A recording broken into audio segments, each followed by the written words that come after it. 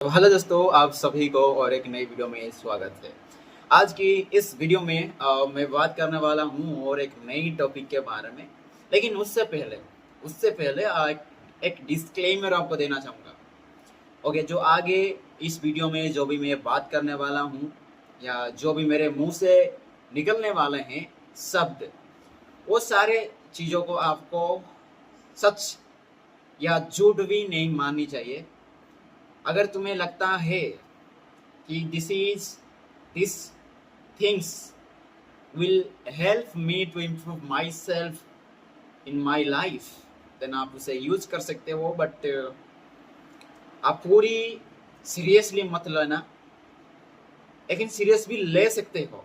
जो अपनी इस जो सारे चीज़ें में आज इसमें हम बात करने वाले हैं, वो अगर आपको रिलेटेबल हो सकती है होगी तो भी आप उसे अपनी लाइफ में आप यूज कर सकते हो या अडॉप्ट कर सकते हो वो चीज़ें। ओके, नहीं तो आप नहीं कर सकते हो। सिर्फ वीडियो देखो एंड सीखो। ओके, तो आते हैं आज की टॉपिक के ऊपर। आज टॉपिक क्या है? आज मैंने और एक नई टॉपिक का रीडिंग करा है, दैट इज क्या है? Topic the real source. Sorry, 1 minute.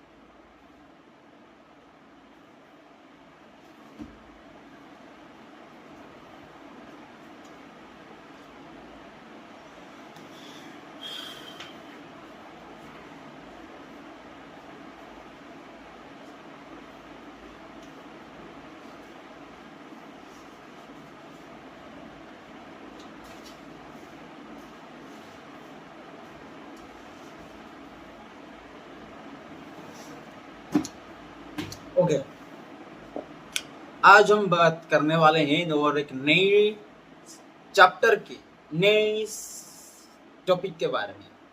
नई चैप्टर कौन सी है?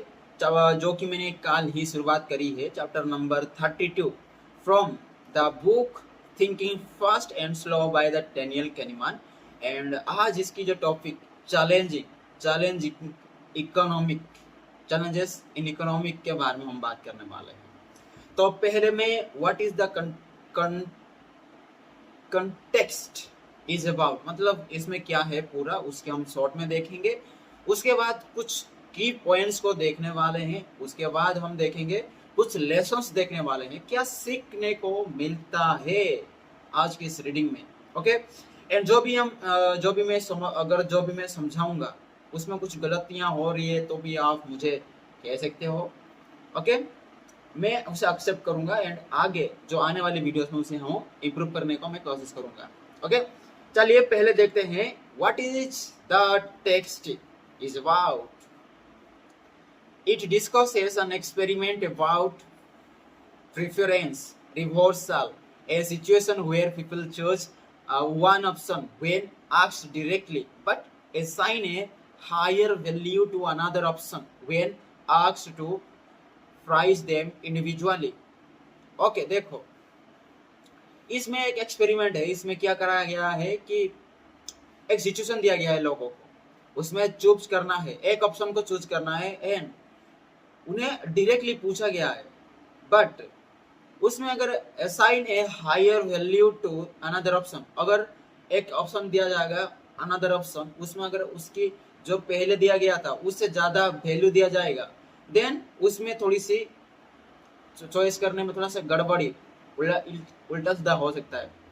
पहले जो आप पहली वाला चूज कर रहे तो अभी दूसरे वाले भी चूज कर सकते हो, ऐसा भी हो सकता है। एंड सेकेंड, एक द क्लासिक एग्जाम्पल की बार जैसे उससे रिलेट करके आप समझने को कोशिश करो कि bet a lower chance of winning a big prize, बहुत छोटे चांस है कि आप एक थोड़ा बड़ा प्राइज जीतने को। दूसरी बेट है ये है कि higher chance of winning a small prize, higher chance है कि आप एक स्मॉल प्राइज जीतने को। तो आप कौन सा चूज करोगे? मेरे हिसाब से दोनों बेट ही सिमिलर चीज दे रही है। जैसे कि पहले लोअर चांस है कि एक बड़ा जीतने को, लो चांस है, लेकिन उसी चीज को चूज करना चाहिए होता, मैं बेट ए चूज करना चाहिए। लेकिन नेक्स्ट सेकेंड जो बेट बी है जो हायर चांस ऑफ विनिंग एक स्मॉल साइड, आज ज्यादा चांसेस है छोटा प्राइज को जीतने के लिए। यहाँ पर आई थिंक यहाँ पर ना लोगों को ज्यादातर वो सेकंड वाले चीज को मतलब सेकंड वाले बेट को चूज करेंगे। क्यों? मेरे मेरे थॉट है ये, ओके मेरा थॉट है ये।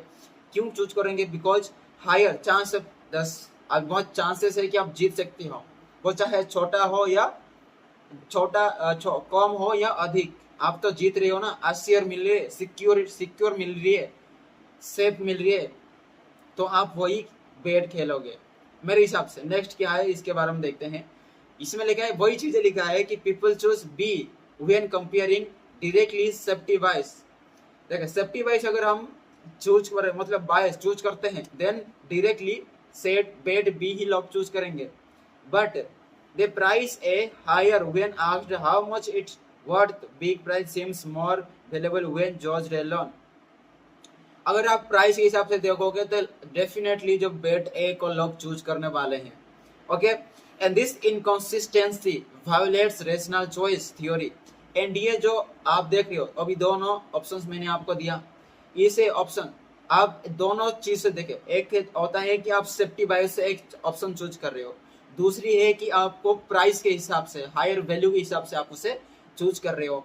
तो इसका मतलब ये है कि ये जो रेशनल थ्योरी होता है उसको वायलेट कर लेती है, मतलब कंट्राडिक्ट कर लिए, अलग उससे आउट ऑफ सिलेबस हो जाती है, ओके चॉइस थ्योरी से। In economics rational agents are assumed to have stable preference but psychology shows real human behaviour does not follow that model. जैसे कि हमारे रेशनल एजेंट कहते हैं कि हमारा जो थ्योरी है वो कहता है कि एक फ्लो चार्ट होना चाहिए, क्लियर विजन होना चाहिए, क्लियर इसी ऑप्शन को ही चूज करना है, ऐसा मॉडल देता है। लेकिन हम ह्यूमंस कैसे करते हैं, दोनों ऑप्शन को ही देखता है, ऑप्शन में कंफ्यूज करता है पहले आपको, और उसके बाद आप कंफ्यूजन में जो चीज लेना चाहते हैं ले लेते हो आप बाद में। एंड बाद में आप सोचो सही होता है तो सही होता है, नहीं होता है तो गलत भी होता है। समझ में ना आ रहा है ना? This is all about the text, is about जो आज मैंने रीडिंग करी इसकी जो टेक्स्ट के बारे में आपको बताया। इसके बाद हम बात करने वाले हैं की पॉइंट्स के बारे में। की पॉइंट्स में 5 की पॉइंट्स के बारे में बात करेंगे। पहले बारे में हम बात करते हैं फर्स्ट की पॉइंट क्या है। की point preference reversal phenomena. Preference reversal phenomena को हम रिफर करते हैं कैसे, क्या है एंड क्यों लिखा गया है। People's preference change depending on whether they are choosing directly और इवैल्यूएटिंग सेपरेटली। पहले तो आप चूज कर रहे हो वेदर ये चूज करना या नहीं, ऐसा चूज कर सकते हो, नहीं तो लोग ऐसे चूज करते हैं, एक तो ऐसे चूज करते हैं, दूसरी ये है कि वो सेपरेटली इवैल्यूएट करते हैं वैल्यू किसकी। अगर इस ऑप्शन लेते हैं तो सेपरेट वैल्यू कितनी आती है, अगर इस ऑप्शन को हम लेते हैं तो सेपरेट वैल्यू कितनी आती है, उसके बाद डिसीजन लेते हैं, okay. And joint evaluation versus single evaluation activates different thinking process. Okay पहली बार हम क्या करें कि जैसा कि हम जो भी हमें अच्छा लगता है, अच्छा चॉइस करना था, मतलब हमें डिसीजन लेना था, ये लेना है ये लेना, ये चूज करा वैसा हुआ। लेकिन दूसरी बार में हम मल्टीपल ज्वाइन करें, मल्टीपल इवैल्यूएशन करें, पहले इस चीज को देखा, ऑप्शन ए को देखा, इसकी इवैल्यूएशन करे, इसकी वैल्यू कितनी मिली हमें, इतनी वैल्यू मिली, सपोज एक्स वैल्यू मिली। दूसरी तरफ देखे इसका भी इवैल्यूएशन करे एंड इसमें आपको एक वैल्यू मिली, यहाँ पर एक्स मिला था, यहाँ पर वाई मिली सपोज। तो इन दोनों को कंपेयर करने के बाद आप एक डिसीजन लेते हो। अगर इसकी एक्स की वैल्यू यदि हायर हो जाती है देन आप इससे चूज करते हो, अगर वाई की वैल्यू ज्यादा हो जाती है तो आप वाई को चूज करते हो। ये होता है डी से बहुत डिफरेंट चलता है, इसलिए इसे कहते हैं हम ज्वाइंट इवैल्यूएशन। एंड जो आप सिंगल चॉइस करते हो उसे हम सिंगल इवैल्यूएशन कहते हैं, okay. This is the first की पॉइंट। एंड दूसरी की पॉइंट के बारे में बात करें that is system 1 versus system 2। आप सभी को पता होगा जिन्होंने भी मेरी वीडियोस देखी होगी, पहले की बहुत पुरानी वीडियो है, उसमें पुरानी वीडियो मतलब जिस जब से मैंने इस बुक को रीडिंग करना शुरू किया है उसी पहली जो पार्ट है इस बुक की पहली पार्ट से ही सिस्टम 1 एंड सिस्टम 2 को मतलब उसके बारे में डिस्कस किया गया है। क्योंकि सिस्टम 1 सिस्टम 2 ना इस पूरे बुक को एक कंसाइज करके देता है। सिस्टम 1 एंड सिस्टम 2 दोनों ये एक प्रैक्टिकली में नहीं है किंतु इस बुक को समझने के लिए ऑथर ने सिस्टम 1 एंड सिस्टम 2 को एक कैरेक्टर के रूप में चूज किया है, ओके। तो पहले आते हैं सिस्टम 1 क्या है। आप सभी को पता होगा, लेकिन नहीं पता अभी तो आपको भी बता देता हूँ कि सिस्टम 1 होता है जो फास्ट भी होता है, इमोशनल भी होता है, and drives choices in single evaluation, gut feeling, safety, vividness of the prize.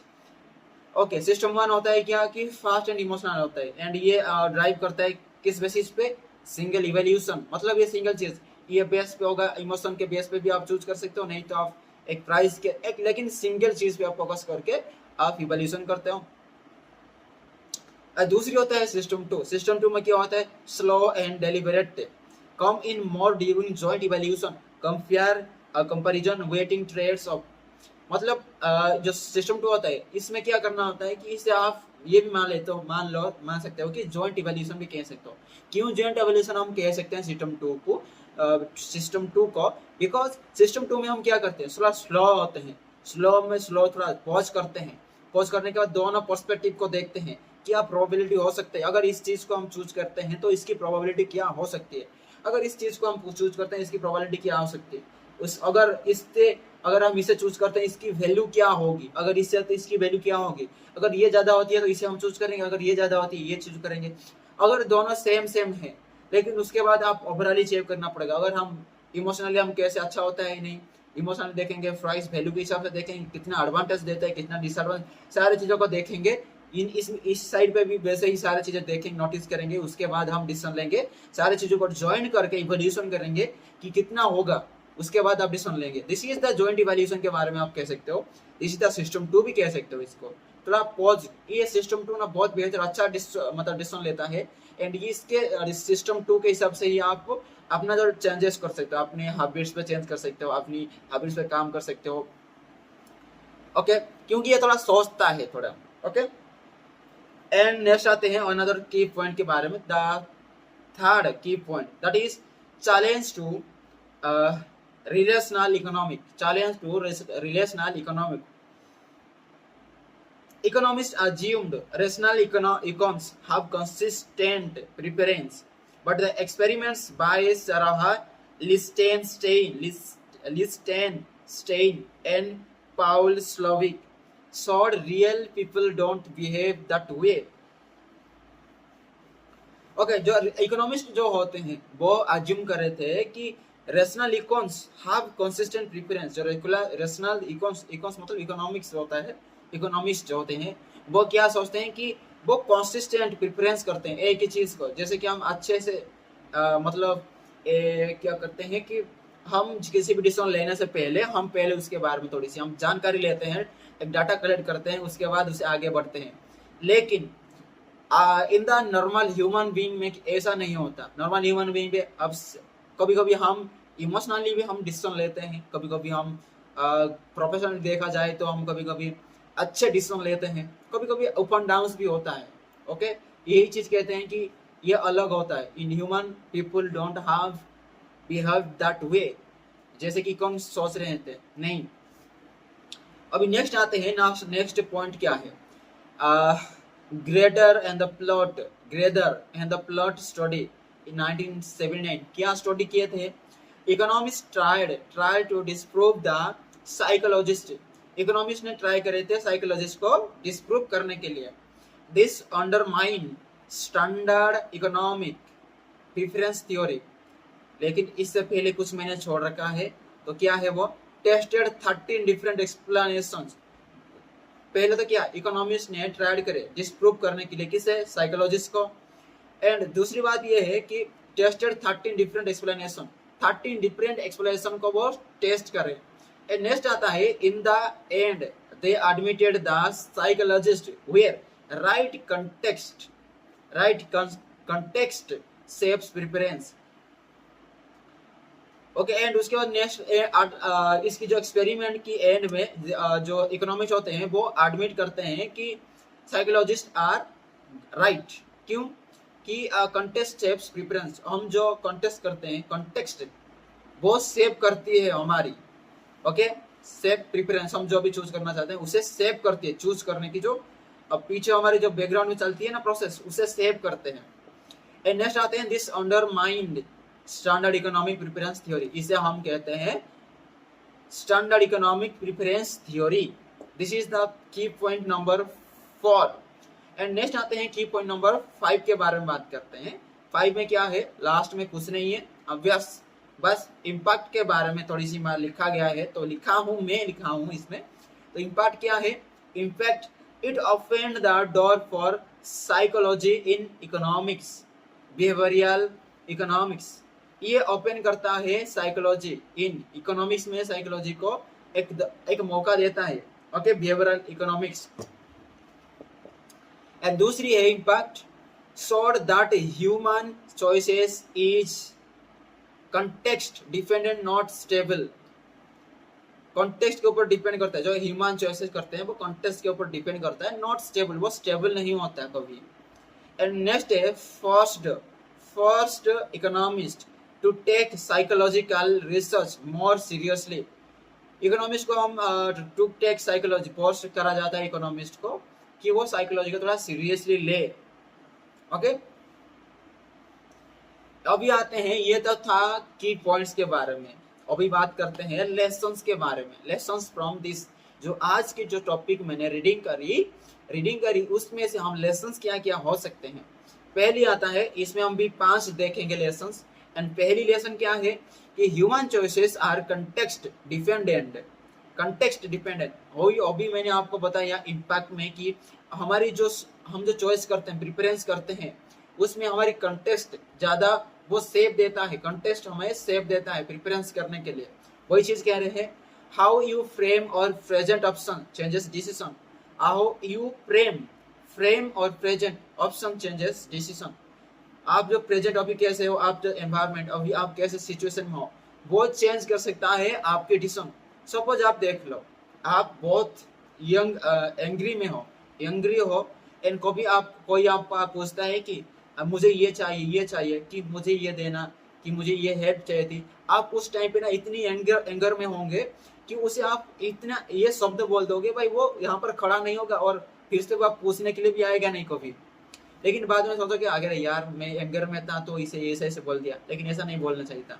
Okay, देखो वो एंगर में था तो उसकी जो डिसीजन पावर भी अलग होता है। एंड जब आप खुशी में होता है तो भी आप चेंज हो सकता है। कैसे, देखो कभी कभी ना लोगों को आप देखा होगा या अपने आप को भी आप देखा होगा, अब थोड़ा ज्यादा खुशी होता है, कुछ ऐसे खुशी का माहौल होता है, तो आप अपने आप को लिमिट्स भूल जाते हो कि हाँ भाई जो भी करना है कर लो, मैं सब दे दूंगा, ये ये पैसा ले लो, ये करो, शेयर करो। लेकिन बाद में आपको रियलाइज होगा, ओके। इसीलिए कहते हैं ना, आप जब मूड होता है ना, आप डिसीजन भी चेंज होता है उस हिसाब से। लेकिन ये कहते हैं साइकोलॉजिस्ट इकोनॉमिस्ट अज्यूम करते थे कि रैशनल इकोनॉमिस्ट आप कंसिस्टेंट प्रेफरेंस नहीं होते ह्यूमंस में, क्योंकि ह्यूमंस अप्स एंड डाउन्स मिलते हैं उन्हें, ओके। नेक्स्ट आते हैं, सेकंड लेसन क्या है, people are not fully rational. वही चीज कहते हैं कि पीपल आर नॉट रैशनल मतलब होता है एक स्टेबल प्रेफरेंस करते हैं चीज को, नहीं। Emotions silence what stands out and framing distort evolution. Emotions भी कभी कभी आप डिसीजन लेते हैं ना, ह्यूमंस लेते हैं, इमोशन के हिसाब से लेते हैं। आप देखो, आप एक रास्ते में आप जा रहे हो, सपोज आप रास्ते में जा रहे हो, एक बंदा का एक्सीडेंट हुआ ही पड़ा है, तो आप क्या सोचते हो कि अरे यार, आपको तो दुख लग रहा होगा कि अरे यार वो एक्सीडेंट हो गया, ऐसा सोच रहे हो। लेकिन आप मन में सोचोगे कि अरे कोई ना कोई उसे तो बचा ही लेगा, मैं तो अपना काम करने चलता हूँ, कोई ना कोई आके तो उसे बचा ही लेगा, ऐसा सोच के आप क्रॉस करते हो। लेकिन उसी जगह पे अगर आपका कोई परिवार का, आपका कोई फैमिली का कोई अगर उसमें एक्सीडेंट होके पड़ा होगा ना, आप बिना कुछ सोचे ही आप उसे हेल्प करने के लिए चला जाओगे, उसे मेडिकल में एडमिट कर दोगे। क्यों भाई, इसमें आपको इमोशनल बॉन्डिंग वो एक्सीडेंट जिसका हुआ है, वो विक्टिम एंड आप के अंदर जो रिलेशन है, इसके अंदर रिलेशन है बहुत स्ट्रांग है, आप इमोशनली कनेक्टेड है उससे। इसलिए वो जब आप देखो कि अपना कोई गिरा हुआ है तो आप उसे उठाने के लिए गए थे, लेकिन जब कोई आप मतलब अलग कोई आप जो इन्हें जानते नहीं है, अगर उनके कोई पड़ा होगा, एक्सीडेंट हुआ है, तो आप उसे केयर नहीं करते, ओके। वही चीज कहते हैं। एंड थर्ड आता है जॉइंट वर्सेस सिंगल इवैल्यूएशन बायस। हम जॉइंट वर्सेस सिंगल बायस मतलब, जॉइंट का मतलब हम सारी चीजें को हम बारी बारी के हम डिसीजन को मतलब सपोज देखो एक डिसीजन, इसे मुझे खरीदना है, खरीदने के लिए दो ऑप्शन होता है, ये खरीद मतलब ये इसे खरीदूं या और एक ऑप्शन और होगा। उसके बाद मैं दोनों चीज़ों में कंपेयर करूंगा, अगर कौन सा अगर ज़्यादा मुझे बेनिफिट दे रही है तो उसे मैं लूंगा मेरे हिसाब से। और ये होता है जॉइंट एवल्यूशन, दोनों को इवेल्यूट करने के बाद ही मैं एक प्रेफरेंस में पहुंचता हूँ। एंड जो सिंगल इवेल्यूशन होता है, आप बिना सोचे भाई मुझे एक पेन दे दो, दुकान में जाते हैं भाई एक पेन दे दो, बहुत जो भी पेन देता है जो भी पेन दे देता है उसे आप लेके आते हो बिना सोचे, बिना आर्ग्यू करे, बिना कितना मतलब कुछ भी ना बोल कर तुम उसे सीधा दुकान वाला जो भी देता है उसे लेके आते हो। That is called single evaluation बाइस। इसका मतलब होता है, इसमें लिखा गया है कि वेयर कंपेयरिंग डायरेक्टली सेफ्टी और प्रोबेबिलिटी डोमिनेट्स। देखो जो सिंगल इवेल्यूशन होता है वो सेफ्टी के बेस पर काम करता है। हाँ ये सेफ्टी होगा, जैसे कि आपको होता है ना, किसी भी गेम खेलते हो या किसी भी आपको आप ओपन करते हो तो वहीं पे आपको डिफॉल्ट सेटिंग होता है कि आप उसे कस्टम चेंज नहीं कर सकते, कस्टम नहीं कर सकते। ओके सेम चीज है, दैट इज सेफ। एंड आप प्रोबेबिलिटी डोमिनेंस, ये होता है जॉइंट इवेल्यूशन। प्रोबेबिलिटी मतलब एक एक चीज को आप देखने के बाद ही आप उसे जो प्रैक्टिकली आपको मतलब चाहिए होगा, प्रैक्टिकली सही है, उसे आप चूज करते हैं, ठीक है ना। नेक्स्ट आते हैं when valuing separately the size of the price dominates. ठीक है, जो भी आप मैंने अभी जो बात करें जॉइंट वर्सेस सिंगल इवेल्यूशन में कि व्हेन वैल्यूइंग सेपरेटली, अगर हम वैल्यू करते हैं सेपरेटली वैल्यू करते हैं देन प्राइस डोमिनेट करता ही करता है। ओके नेक्स्ट आते हैं फोर्थ लेसन के बारे में, that is importance of behavioural insights. Behavioural insight का मतलब क्या है? To understand decisions in finance, marketing, policy, negotiating, psychology must be combined with economics. मतलब सारे चीजें आपने जो टू अंडरस्टैंड डिसीजन को, अगर डिसीजन को समझना है तो इन्फ्लुएंस मतलब फाइनेंशियल सारे चीजों कंपेयर करने के बाद आप सारे चीज को साइकोलॉजी मस्ट बी कंबाइन, सारी चीज कंबाइन इन इकोनॉमिक्स। इकोनॉमिक्स को पैसा होता है, आपकी जो वैल्यू होती है, वैल्यू के साथ कंबाइन करने के बाद जो आप पहुंचते हो लास्ट में, एंड में पहुंचते हो, वही चीज को आप सिलेक्ट करनी चाहिए। आपको उसी चीज को आपको आपके जो लाइफ के अनुसार जो भी सिचुएशन है उसी के हिसाब से आप उससे चूज कर सकते हो, ठीक है ना। एंड नेक्स्ट आते हैं 5 Meta lesson. Stay humble about rationality. और रेशनैलिटी का मतलब होता है क्या कि आप उसके बारे में आप जानते हो, नॉलेज करते हो कि इसकी सपोज ये मुझे पेन खरीदना है, ये खरीदना है पेन, तो इसके अगर इस टाइप के बहुत सारे पेन्स भी अवेलेबल है, बहुत सारे मार्कर्स अवेलेबल हैं, तो मुझे यही खरीदना है, कैसे पता चलेगा? मैं और भी कंपनी का मैं पेन मार्कर लाऊंगा, इनको चला के देखूंगा, अगर मुझे ग्रिप अच्छा लग रहा है या लंबाई चौड़ाई कितना भी जो भी अच्छा लगता है उसके हिसाब से मुझे अच्छा लगता है तो मैं लूंगा नहीं। ओके एंड इसे हम्बल के साथ आप पर्सनालिटी करो, हम्बल चूज करो। एंड नेक्स्ट आता है, नेक्स्ट नहीं उसी के अंदर ही है, even trained economists were forced to accept their models did not capture a real human behavior। मतलब इवन इकोनॉमिस्ट को फोर्स करा जाता है accept their models did not capture real human. Okay उन्हें जो इकोनॉमिस्ट होते हैं उन्हें ट्रेन किया जाता है फोर्सफुली एक्सेप्ट करने के लिए, मॉडल को एक्सेप्ट करने के लिए उन्हें कहा जाता है and did not capture real human behaviour. Real human behaviour को कैप्चर ना करने के लिए उन्हें फोर्सफुली फोर्स किया जाता है, जो रियल इकोनॉमिक्स होते हैं, इसलिए वो रेशनली सोचते हैं। ओके ज्यादा। तो दिस इज ऑल अबाउट आज के टॉपिक के बारे में था एंड इतना ही है एंड थैंक यू। एंड जो भी मैंने अगर आपको कुछ भी गलत समझाया होगा ना मुझे माफ कर देना, एंड आपको लगा ये मैं कुछ गलत आपको समझाया तो मुझे आप उसे कमेंट में बता भी सकते हो। ओके तो इतना ही है आज के लिए, मिलते हैं और एक नई वीडियो के साथ, नई टॉपिक के साथ आपको मिलते हैं, तब के लिए bye and thank you and